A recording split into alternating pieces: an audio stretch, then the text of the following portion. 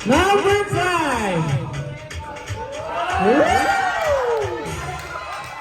Ang hari ng mga dilawan.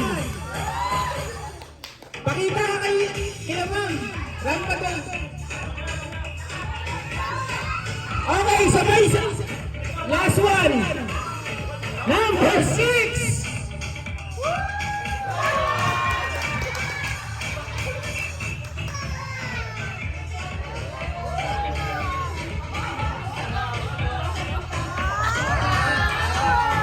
Pakita.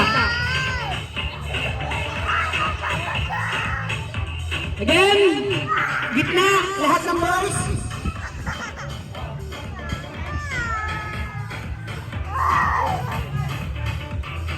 Okay.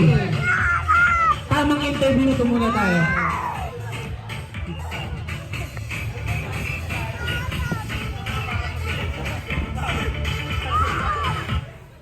Okay. Let's start. Para sa iyo dyan, ano yung sinuot mo ngayon at bakit? Good evening everyone. Sinuot ko yung Santa ngayon kasi sabi nila DIY, di ba?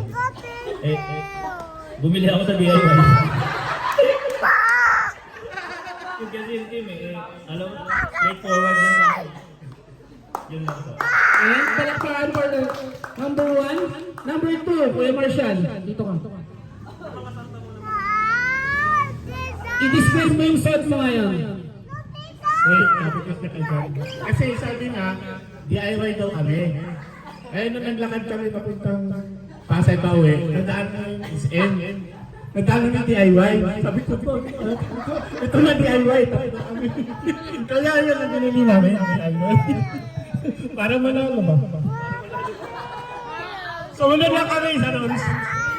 Number 3, same question din. Good evening. Ang kwento po namin, sabi namin, may isa lang panalo si Ma'am Benitez naman kasali, kaya hindi na namin kailangan mag-effort o ano ba. Palakpakan naman. Number 4, Jay. Opo, good evening. Ito lang yung aking costume. Kasi ang hirap maghanap talaga. Kaya buti na lang napadaan ako doon sa may... Hindi ma'am, ano yun? Basta yun na yun. Yun lang. Then, Sir Arnold, same question din. Ang sabi nila, ito may hari yata. Ilan ba ang hari? 4, ako yung pang-isa. Kasi North, South, West, and East. Ako yung nawawala.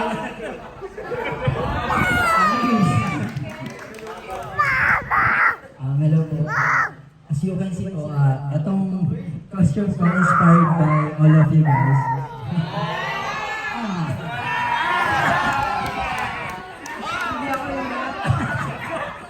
Ngayon, nakikita nyo, lahat ng nandito is nandito sa akin. Kaya mahalaga kayo sa akin. Inspired ako magtrabaho.